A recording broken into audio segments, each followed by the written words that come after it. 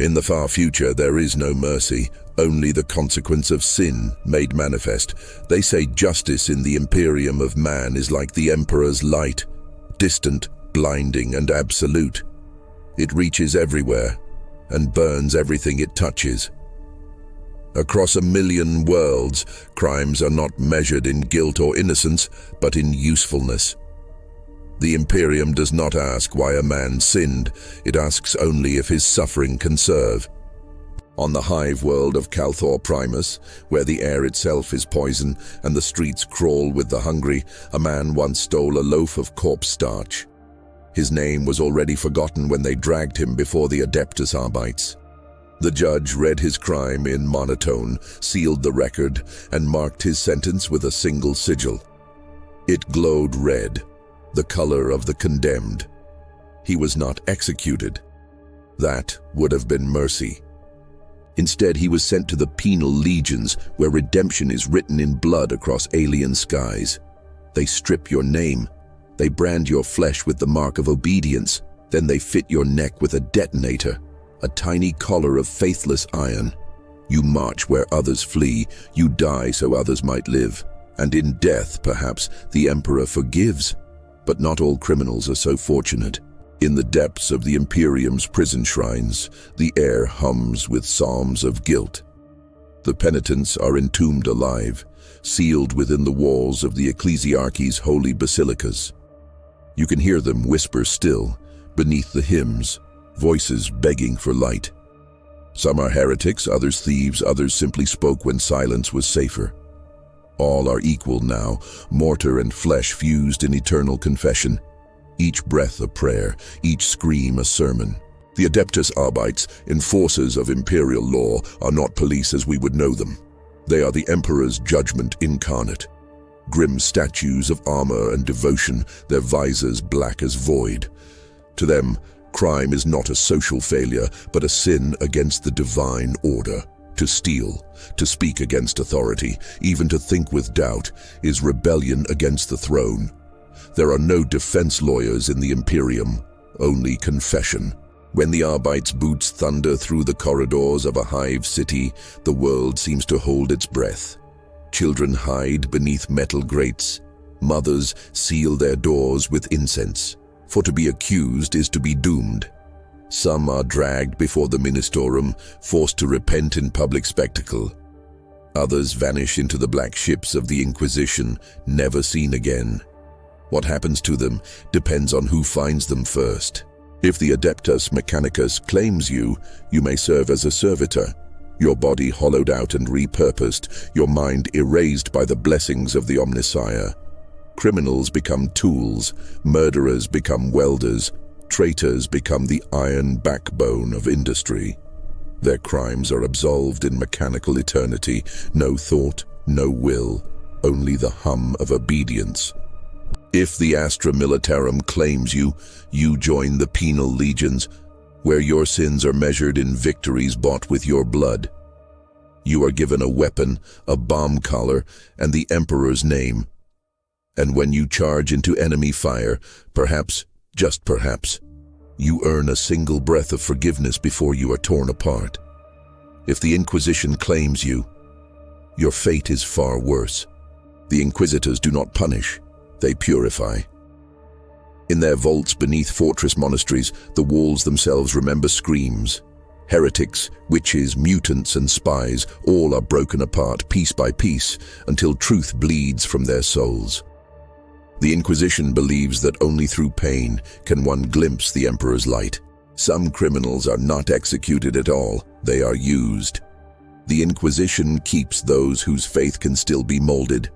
They are broken, remade, and unleashed as assassins, spies, or test subjects for forbidden technologies. Their lives are debts to be repaid through agony. And yet, there is a darker path still. Beneath the hive, deeper than light or law, lies the underhive, a pit of decay where the Emperor's gaze never reaches. Here the word criminal means nothing, because everyone is already damned. Murderers walk as kings, the strong rule by blade and blasphemy. Cults whisper the names of dark gods into the ears of the desperate. And sometimes the Arbates do not descend to purge them, because the underhive serves a purpose. It devours the unwanted. Criminals are not merely punished in the Imperium, they are recycled. Each punishment, each torture, each burning pyre serves the machine of survival. The Imperium does not waste sin, it converts it. Every pain is a cog, every death a function. Even the executioners are prisoners of duty. There is a place called Erebus 9, a mining world that became a penitentiary after its surface collapsed into ash. Millions were sent there for crimes both real and imagined. The atmosphere is thin, the food synthetic, the light filtered through endless dust storms. The only law is labor. Every dawn, sirens scream through the black fog, and the condemned march toward the mines. They dig for promethium until their hands are bone, until their lungs fill with dust, until their minds fade into prayer. At night, the overseers chant the Emperor's litany through loudspeakers, commanding faith between the screams of machinery.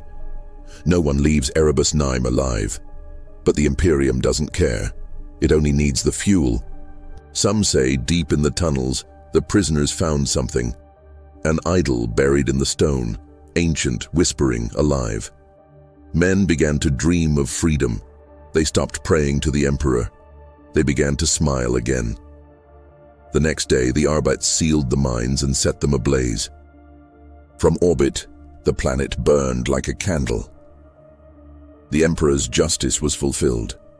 The records call it containment of heretical contagion.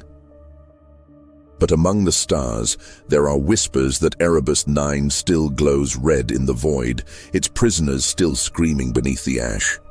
And what of the innocent? In the Imperium, innocence is not protection, it is irrelevant.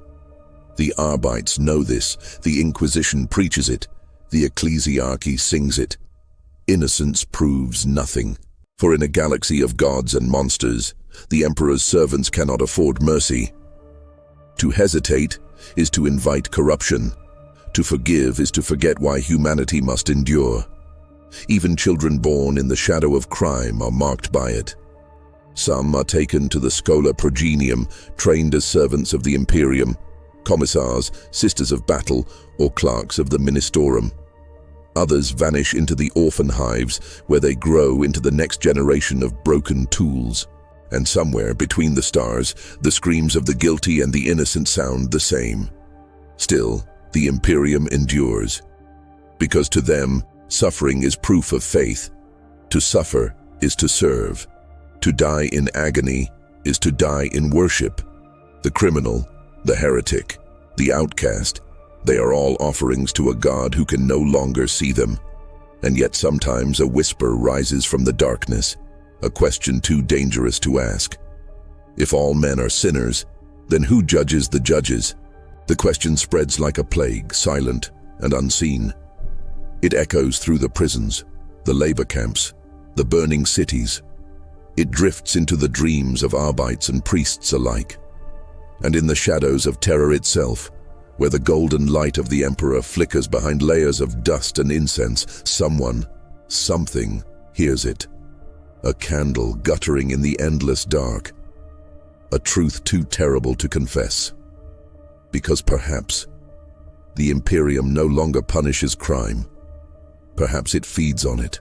And somewhere beyond the veil of stars, something ancient begins to stir. Drawn by the scent of guilt, the rhythm of endless punishment, the symphony of human suffering offered up in the Emperor's name. Its eyes open in the void, blacker than sin. And it remembers. The story of punishment in the Imperium is not over. It has only just begun. The first cries of the condemned faded beneath the hum of void engines. The transport ship Penance of Dawn drifted between stars, its hull blackened with devotional script, its corridors lined with the chained and the forgotten. In its belly, the air reeked of oil, blood, and faith. The prisoners prayed not for freedom, but for meaning. Above them, the Arbates recited the Emperor's edicts, their voices hollow behind respirators. The words echoed like thunder in a crypt. By pain, purity, by obedience, absolution. Sergeant Rahl stood among them, a veteran of too many worlds lost to heresy. His armor was dented, his eyes hollow. Once he had believed that every bullet he fired was a hymn. Now the prayers caught in his throat. He looked at the prisoners shackled before him, thieves, deserters, heretics, and saw no monsters, only men who had knelt before the wrong altar. The ship shuddered as it entered orbit around Vardek's Fall, a frontier world swallowed by silence. No astropathic message had left it in months. The ecclesiarchy called it divine retribution. The Inquisition called it contamination. The prisoners called it deliverance. For this was their redemption ground, the Emperor's war made flesh. The Arbites unsealed the hatches. The planet below was a graveyard of glass and bone. Cathedrals burned like candles in the ash. Rahl's orders were simple: descend, cleanse, die well. The first dropship fell through a sky of static storms. Through the viewport, Rahl saw statues of saints toppled into mud, their faces worn smooth by acid rain. The world looked like faith itself had corroded. When they landed, silence greeted them. No gunfire, no cries, only wind moving through ruined spires. The prisoners were herded out, their bomb collars blinking with crimson light. A priest walked among them, his robes torn, eyes hidden behind gilded lenses. "Each breath you take is stolen grace," he said. "Make it count." The convicts knelt, not in worship, but exhaustion. They began their march toward the city's heart. Each building bore the scars of bombardment, yet no bodies lay in the streets. Rahl touched the soot-black stone and felt warmth beneath his glove, as if the city still lived, still bled. The priest whispered that Vardek's Fall had once been a shrine world, dedicated to Saint Varna, whose tears were said to heal the soul. Now, those tears had turned to ash. In the ruins, they found inscriptions burned into the walls. Not scripture, but something older. Words that twisted the tongue, words that pulsed faintly in the dark. One of the prisoners reached out to touch them. His flesh sizzled. The marks burned brighter and a low hum filled the air, like a choir gasping for breath. That night, as they camped in the hollow shell of a basilica, Rahl heard the prisoners whispering. They spoke of shadows moving among the statues, of voices calling their names from the smoke. The priest dismissed it as fear. "The Emperor tests us through doubt," he said. But his hand trembled on the rosarius at his neck. The next morning, one of the Arbites was gone. Only his helmet remained, its visor cracked, its vox chanting fragments of a prayer he never finished. The prisoners said they had heard him confessing to the statues before the wind swallowed him. The priest ordered the relics burned. Rahl obeyed, though his hands shook as he lit the flame. The statues wept molten gold. As they pressed deeper into the ruins, they found a cathedral that had not fallen. Its doors were sealed with iron sigils of the Inquisition. The priest hesitated, recognizing the mark. "No one opens this without sanction," he warned. But the Arbites captain ignored him. "The Inquisition isn't here," she said. "We are." They broke the seals. Inside, the air was thick with incense and decay. Rows of pews faced an altar made of glass. Upon it lay a body, no, a figure, preserved in perfect stillness. A saint, or something that wanted to be one. Its face was serene, its eyes open. Beneath the translucent flesh, veins glowed faintly with blue fire. The priest fell to his knees. "A miracle," he whispered, "or a warning." The moment they stepped closer, the ground trembled. The candles relit themselves. The walls began to pulse with light in rhythm to a heartbeat that was not their own. The prisoners screamed. The saint's eyes flickered with life. And then it spoke, not in words, but in memory. Each soldier saw something only they could understand. Raal saw his home, burning under the heel of his own army. The priest saw the Emperor turn away. When the light faded, the Arbite's captain was gone. The saint's lips curled into a smile that was not human. The prisoners fell into madness, some kneeling, others tearing at their own flesh in ecstasy. Raal fired his bolter once, twice, until the echo drowned out the whispers. They sealed the cathedral behind them. But something followed. In the nights that came, dreams turned to visions. The priest began to preach new words, half scripture, half corruption. He said the Emperor had spoken to him through the saint, that salvation was no longer earned through obedience, but through revelation. Raal knew heresy when he heard it, but the priest's voice was beautiful, almost divine. Even the wind seemed to bend toward it. By the fourth day, half the company had joined him. They painted their armor with sigils drawn from the cathedral walls. They sang as they marched, hymns that made the air vibrate with unseen power. The rest followed in silence, too afraid to speak, too weary to resist. At dusk, they reached the planet's core shrine, the reliquary of Saint Varna.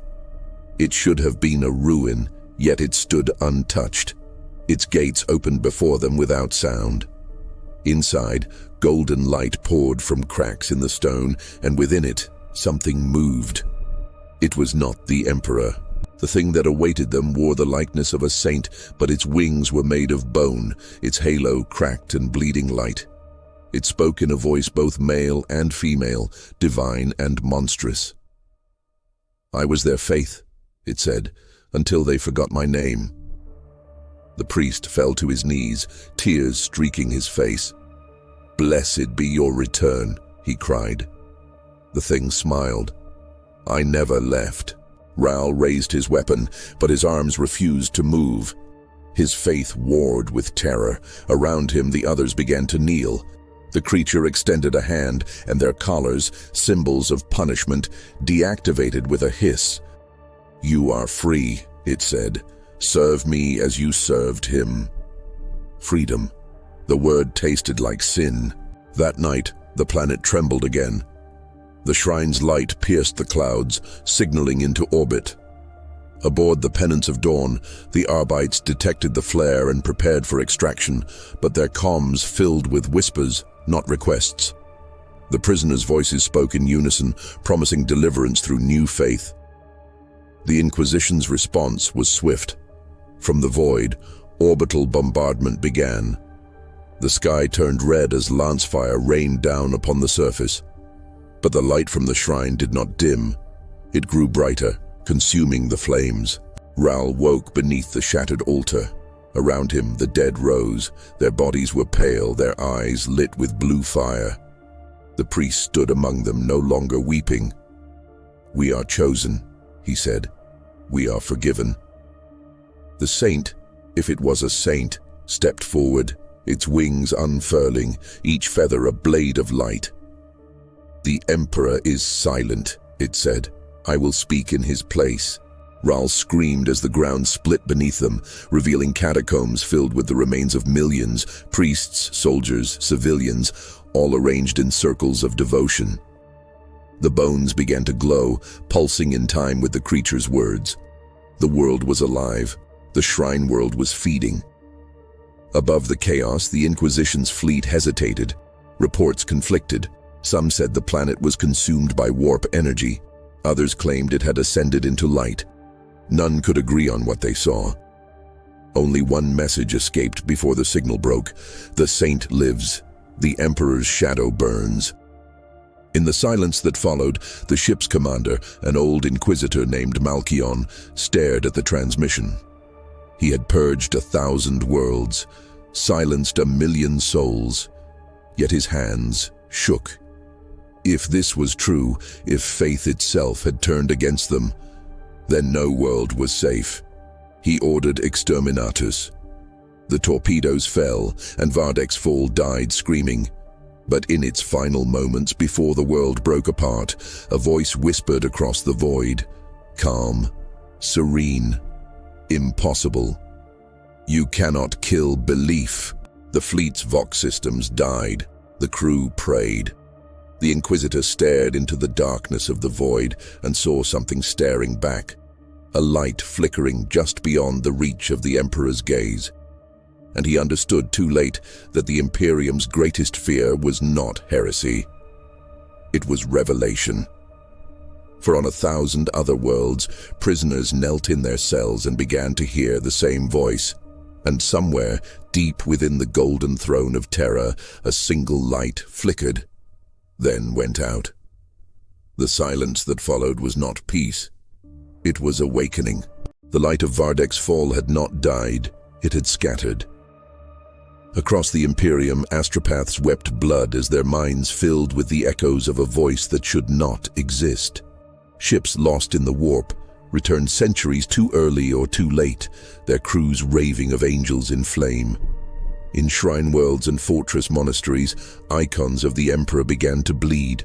Some said it was a sign of his mercy, others of his death. On Terra, the priests of the ecclesiarchy burned incense thicker than air, choking on their own faith as they preached stability to trembling crowds. In the catacombs beneath the palace, the Inquisition gathered in secret conclave. They whispered that the saint's resurrection was not an isolated miracle, but the first of many. Something had woken in the warp, something that remembered being worshipped. In the Segmentum Solar, entire regiments of the Astra Militarum refused orders, chanting hymns to the living Saint of Ash. Others turned their guns on their brothers to purge the heresy before it could spread. The galaxy was tearing itself apart, not from the Xenos, not from chaos, but from within its own faith. Among the countless worlds aflame was Lysandra VII, once a forge world of the Adeptus Mechanicus. Now its manufactoria stood silent, its forges cold. The priests of the machine god had locked themselves in prayer, their binary chants rising to fever pitch. Their logic engines had detected patterns in the warp, rhythms that mirrored prayer. To them, it was proof that the Omnissiah was not silent, only reconfigured. They called it the Reawakening Protocol. Others called it apostasy. In the Manufactorum's shadow, a woman knelt before a broken cogitator. Her name was Sister Callis, one of the few remaining battle sisters stationed on the planet. Her armor was scarred, her faith worn thin. She had seen her sisters burn entire sectors to preserve the Emperor's word, yet here in the ruins she heard another calling.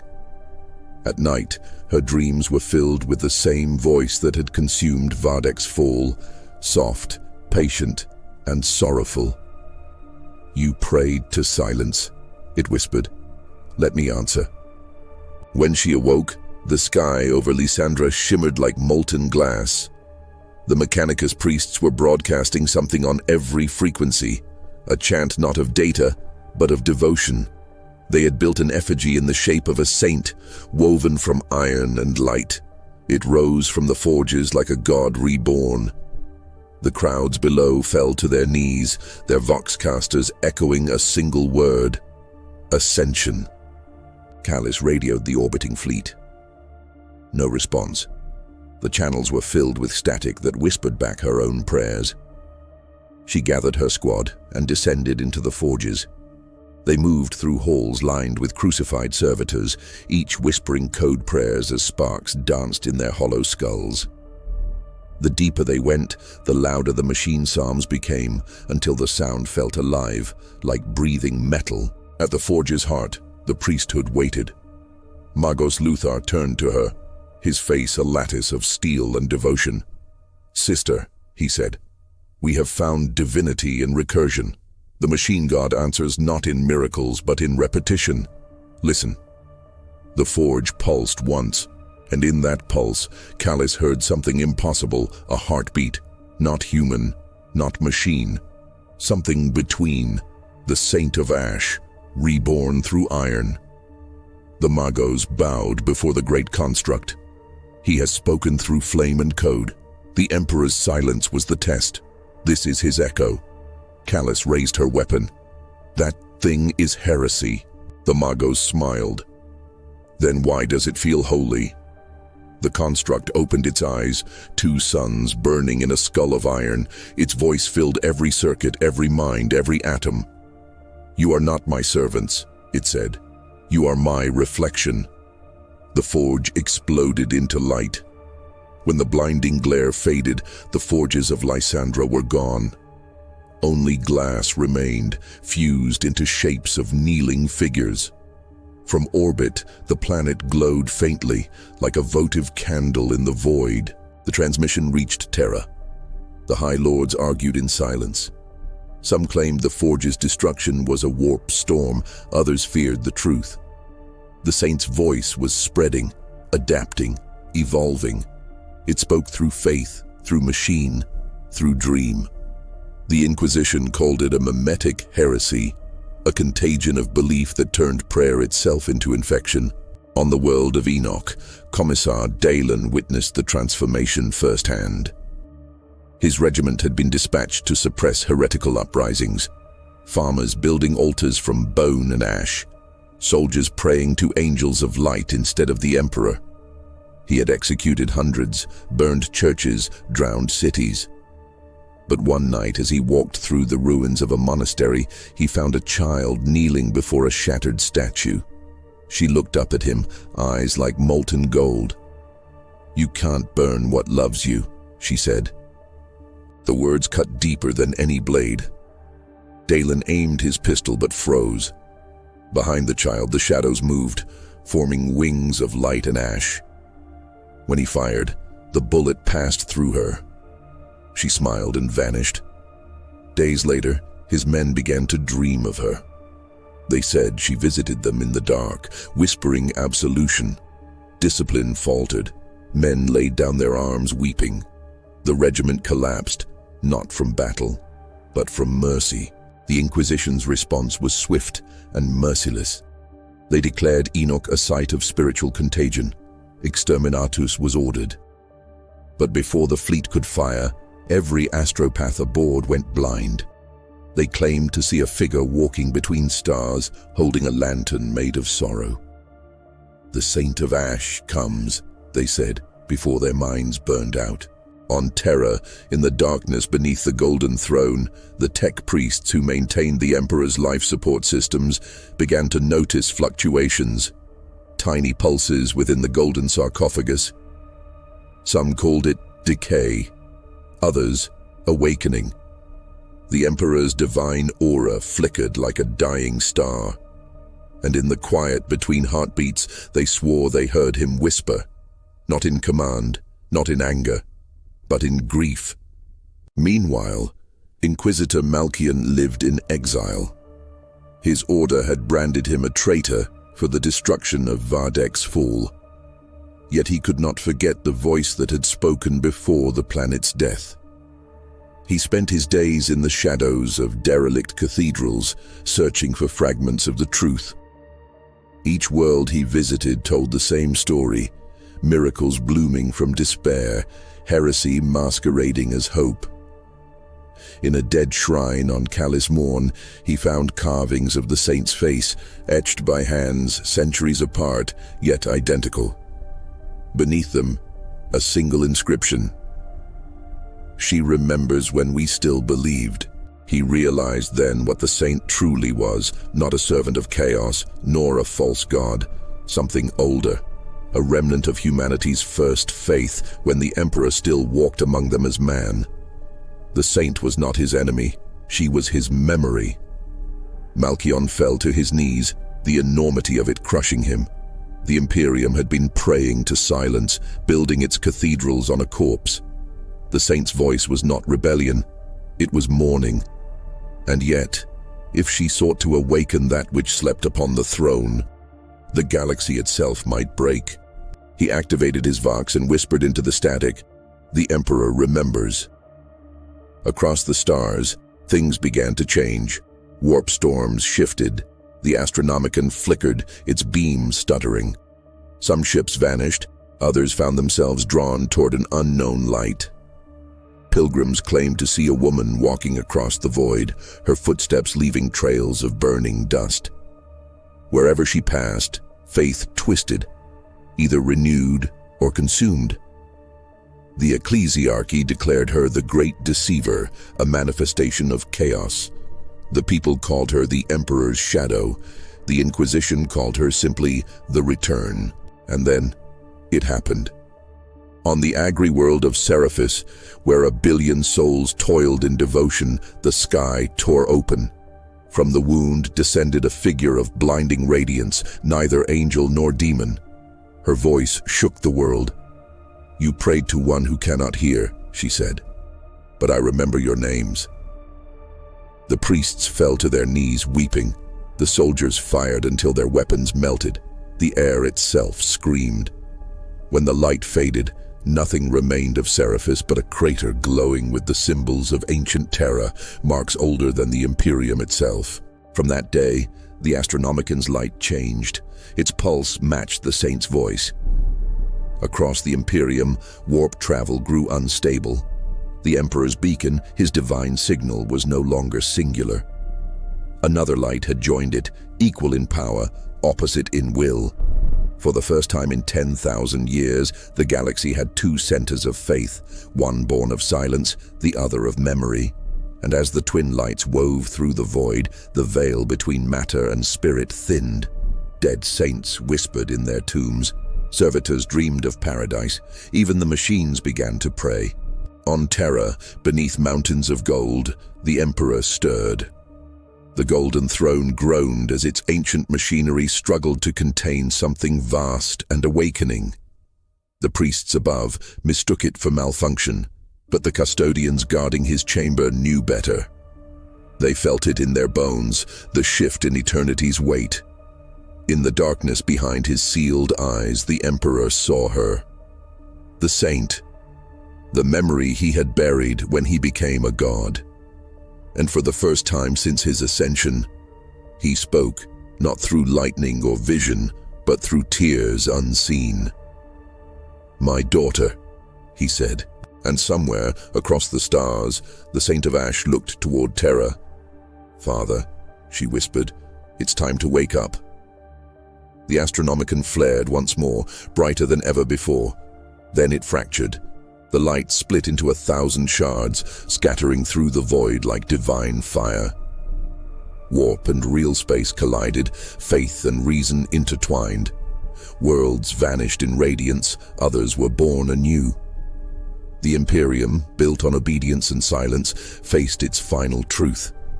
The Emperor was no longer alone, and the galaxy trembled, not in fear, but in anticipation. The galaxy burned, and yet no one could say who lit the first flame. Across the void, two lights wrestled for dominion, the golden pulse of the Emperor's will and the crimson shimmer of the saint's memory. Warp storms tore open like wounds, spilling ghosts into reality. The Astronomican flickered between devotion and doubt, a heartbeat uncertain of its own rhythm. Every prayer became a question, every silence an answer too terrible to name. On holy Terra, the High Lord stood in council, surrounded by incense and terror. The void outside their sanctums boiled with omens.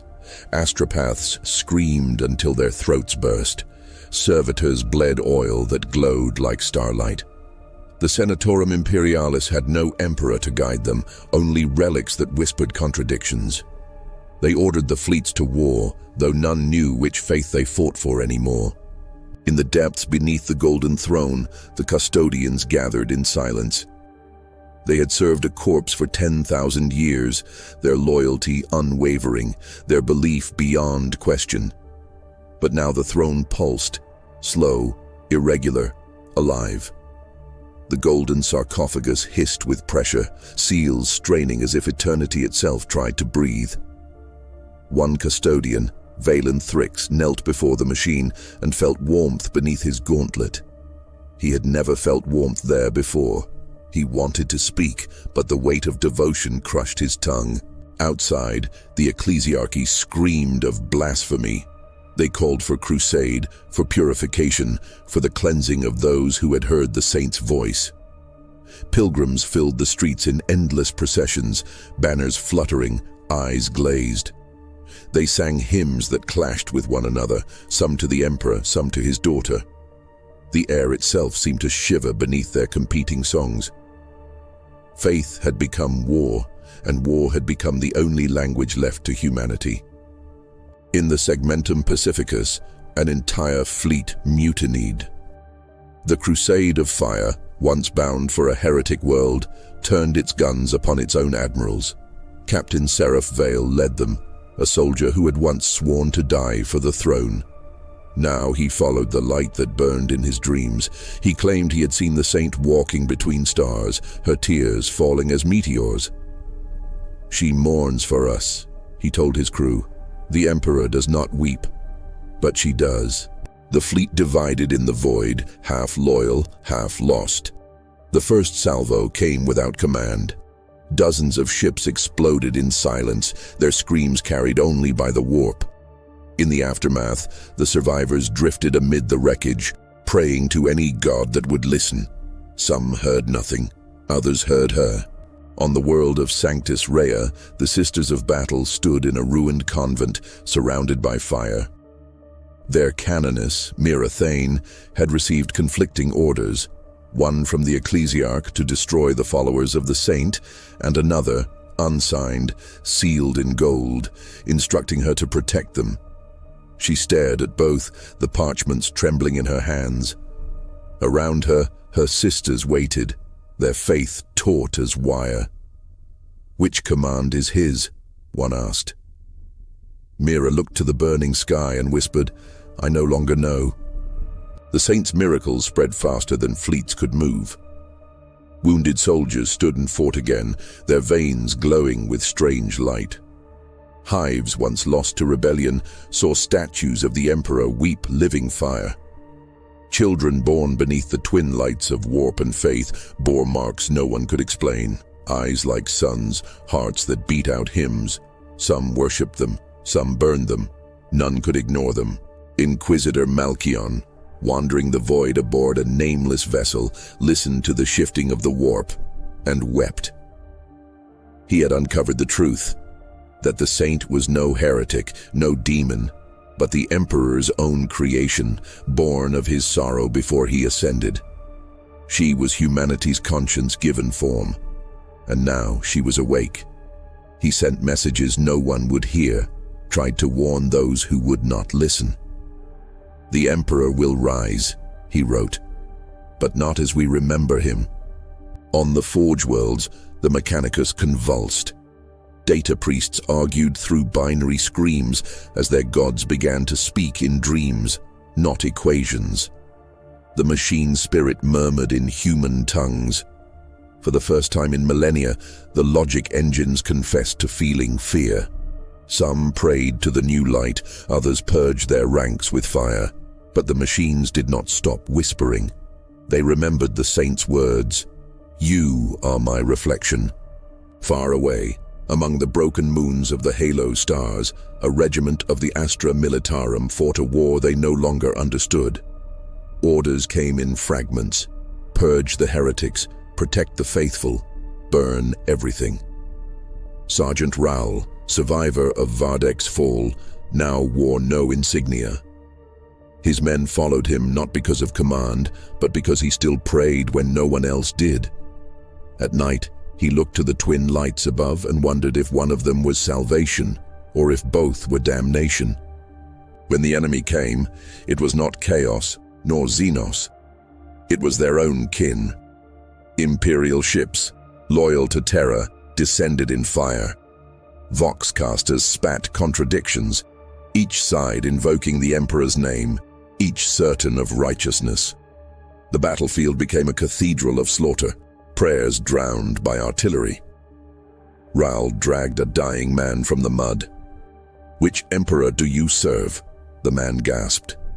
Raoul had no answer. The saint appeared again, not in body, but in dream. Her voice filled the minds of billions, soft and sorrowful. "You kill for silence," she said, "but silence is already dead." Some took it as prophecy, others blasphemy. The wars that followed became more than rebellion.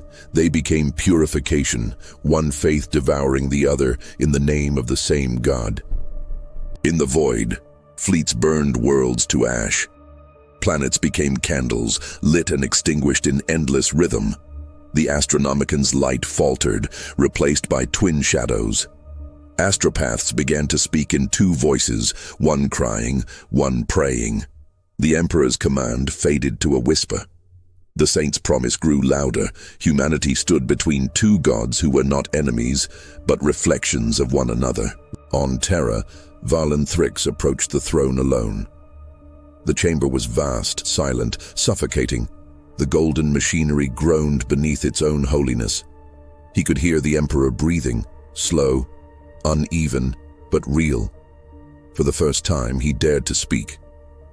"My lord," he said, "they are killing each other in your name." The throne's light flickered, and in that flicker, he thought he heard words. "Let them remember." Tears streamed down his face. He fell to his knees. "Then this is your will." The silence that followed was unbearable. The throne did not answer. The pulse grew weaker. He rose, trembling, and whispered to the empty air, "If you will not speak, she will." The next day, the custodians sealed the inner sanctum. The throne's glow dimmed across the entire palace. Panic swept through the ecclesiarchy. Some declared that the emperor's death was imminent. Others insisted that his silence was proof of ascension. The pilgrims began to riot. The skies over Terra darkened, not with clouds, but with dust from burning cathedrals. The saint's light reached even here. Some swore they saw her silhouette in the storm above the palace, arms outstretched, face hidden, wings woven from ash and memory. The faithful screamed her name. The faithful cursed her name. All prayed. None were heard. Across the stars, imperial worlds burned in synchronized chaos. The warp boiled with song. The dead refused to stay silent. The living could no longer tell dream from devotion.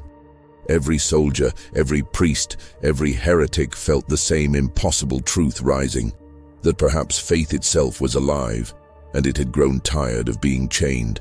The saint walked unseen through the void, her eyes upon the dying beacon of the throne. Around her, the warp folded like a cloak. She could feel him stirring, ancient and broken. She whispered, "You made me to remember what you forgot. Now, they remember too." The Emperor's light flared once, weak but defiant. Across the Imperium, the faithful fell to their knees, believing it a sign. But it was not a sign. It was a warning. For at that same moment, every psychic across the galaxy screamed. Their voices became one, united in terror and awe. They saw something vast moving between stars, something older than gods or men, rising from the Emperor's shadow and the saint's sorrow combined, a presence neither holy nor damned, but inevitable. The twin lights converged, the warp itself trembling beneath their union. Every ship froze mid-void, every world felt the breath of eternity draw in, as if creation itself was waiting to exhale. And then, silence. The galaxy held its breath. Faith, war, life, all paused on the edge of revelation. Time itself shivered, and the last prayer of mankind hung unfinished, trembling in the void before history changed forever. The void screamed. It was not the sound of engines or weapons or dying stars. It was the sound of faith tearing itself apart. Across the galaxy, every prayer, every hymn, every whispered name of the Emperor collided with its echo. The Astronomican shuddered, its light splintering into 1,000 fractured suns. Every soul that ever believed felt the tremor. It was the heartbeat of a god about to wake or die. Thrix stood before the golden throne as the world above him broke. The sanctum was a cathedral of ruin now, its gold flaking like skin, its air thick with dust and incense. The throne was burning from within, coils of light twisting like veins beneath ancient machinery. He raised his spear, not in defiance, but in mourning. "My emperor," he whispered, "what have we done to you?" The light pulsed once, then again, weak, stuttering, almost human. On Terra's surface, the pilgrims screamed and sang as the sky turned white. The saint's shadow spread across the heavens, vast and sorrowful, wings made of starlight and ash. Her voice filled every mind, gentle, broken, merciful. "You were never forsaken," she said. "You simply forgot how to see." The faithful fell to their knees. The heretics did the same. For one moment, all humanity prayed together. For one moment, there was peace. Then came the sound of the throne breaking. It began as a whisper like metal sighing under strain. Then it roared, a sound older than the Imperium itself, echoing through the bones of Terra. Golden armor cracked. Machines screamed in binary agony. Valen Thrix fell as the floor trembled beneath him. Energy flooded the chamber, raw and wild. The throne was no longer a prison. It was a wound. Light spilled out, pure and unbearable. And within it, a shape began to move. The Emperor's body was no longer still. The sarcophagus hissed and split. The air burned with radiance. For the first time in 10,000 years, the master of mankind breathed, not in triumph, but in pain. The sound was not divine. It was human. Valen tried to rise, but his armor melted against his skin. The light seared him, yet he did not look away. The Emperor's eyes opened, two dying suns, filled not with wrath, but with sorrow. He looked not at his custodian, but beyond him, through the sanctum walls, across the planet, across all of mankind. And he wept. The saint's image flickered in the sky. Her form knelt before the burning palace, her hands reaching toward him. "You remember," she whispered, her voice trembling like a dying flame. "You remember what you once were." The Emperor's voice was thunder without sound, a truth that resonated in every heart. "I remember everything." The words shattered the veil between warp and reality. Every psyker screamed, every saint fell silent. The galaxy itself seemed to recoil. Then came the surge. Faith given form, guilt made fire. The throne erupted, not with destruction, but with creation unbound. Golden light poured upward, consuming the palace, devouring the heavens. Cities melted into glass, oceans boiled. Yet in the light, no one felt fear. They felt memory of love, of sacrifice, of what humanity had lost when it crowned a god. The saint's tears fell as comets. "You cannot stay," she said. "They will not survive your truth." The Emperor looked upon her, and in that gaze was every battle, every martyr, every broken soul who had ever died in his name. "Then I will become their silence." Valen Thrix felt his mind unravel. He saw the Emperor rise, not in flesh, but in spirit, vast and luminous, dissolving into the warp like dawn into fog. The light spread through the galaxy, washing over every world, every soldier, every sinner. Where it touched, memories awoke, forgotten dreams of peace, of unity, of the time before gods and empires. And then it was gone. The throne stood empty. In its place was only ash and a faint golden glow that pulsed like a heartbeat, fading into eternity. Above Terra, the saint fell from the sky. Her body was light and dust, her wings broken, her voice fading into static prayers. She landed upon the shattered steps of the palace, her eyes still turned to the heavens. "He remembered," she whispered as her form began to dissolve. "That is enough." Across the Imperium, the wars faltered. Ships halted mid-battle. Soldiers dropped their weapons, staring at skies that no longer bled.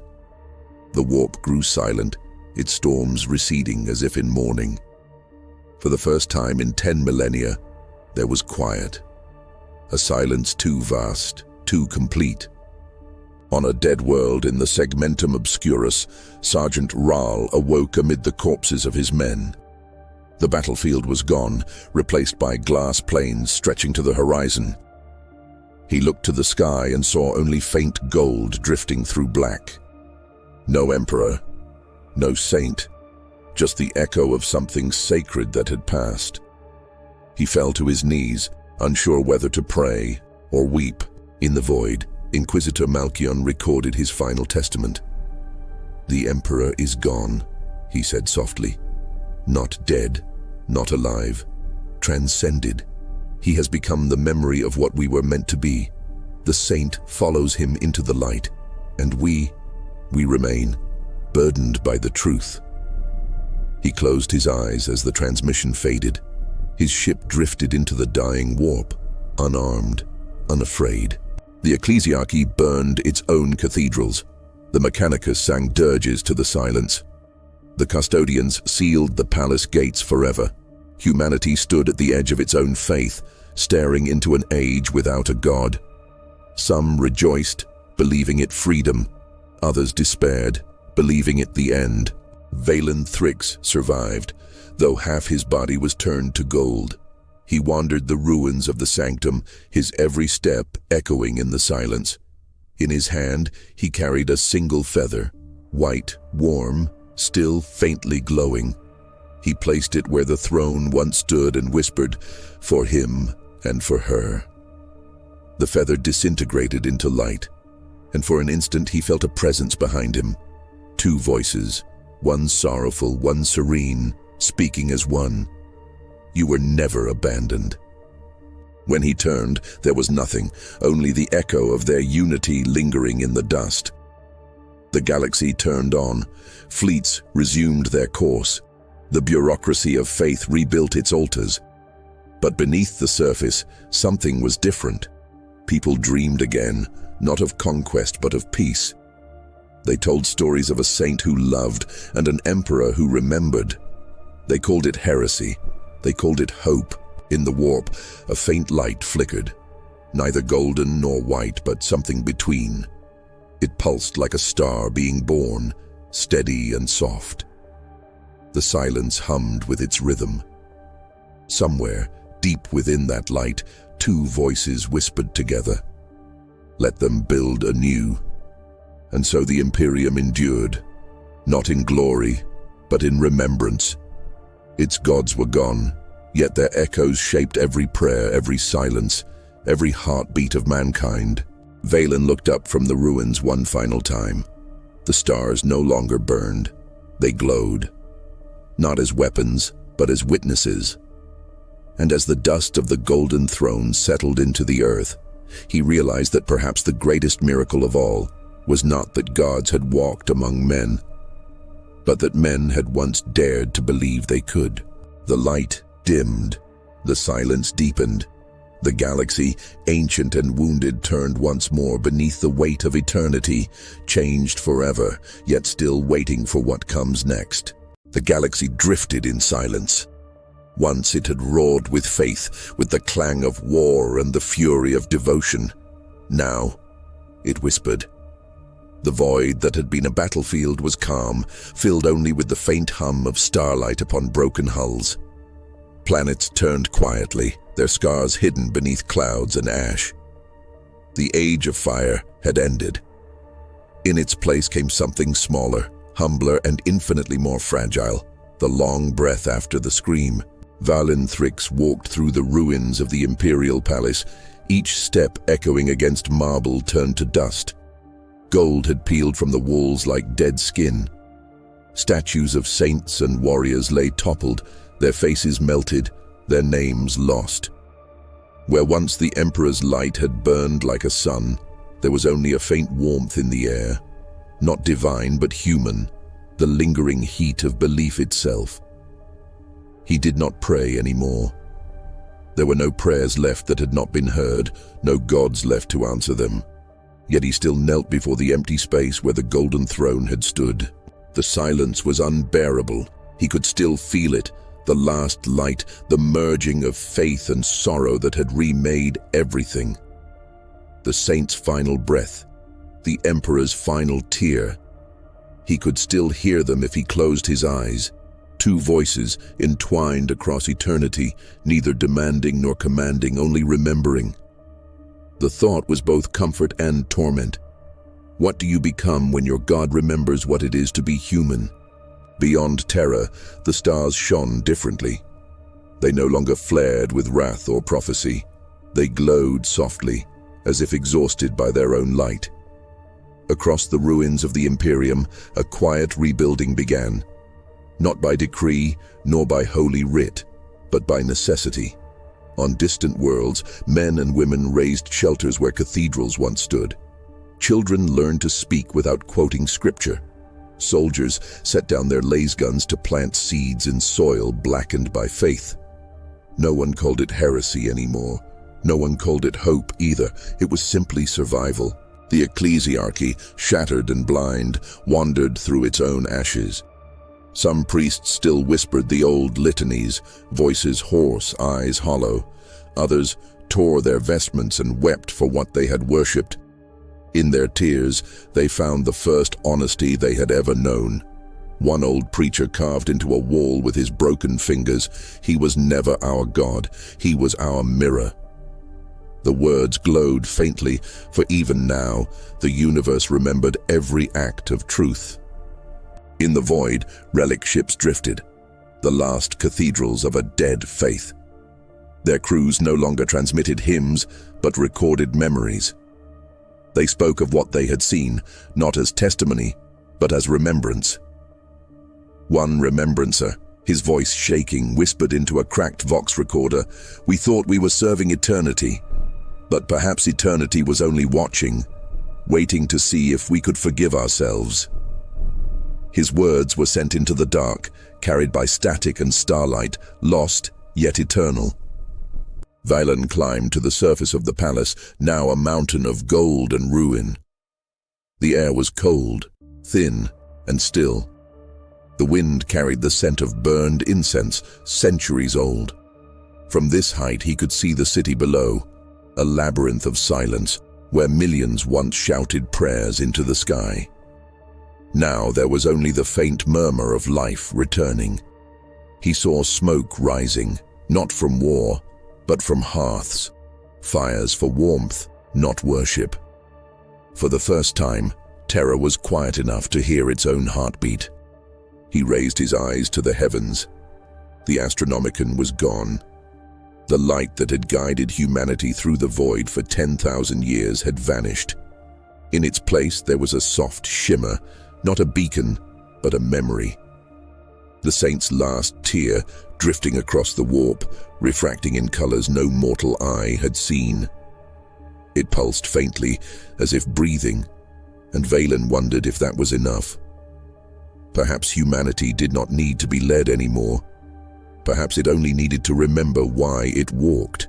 In the deep archives of the Scholastia Historica, scribes began to write again. Their parchment was thin, their ink made from the ashes of burned scripture. They wrote not of conquest, nor of victory, but of silence, the silence after gods. The emperor and the saint, one chronicler wrote, were not destroyed. They became something we cannot yet name. Not light, not shadow, but remembrance itself. In their union, they left us no commandments, no miracles, only the weight of their absence, and in that weight, the shape of what we might become. Across the stars, the warp lay quiet, but not dead. Its storms had lessened, though within its depths, something still stirred. Not chaos, not faith, something gentler.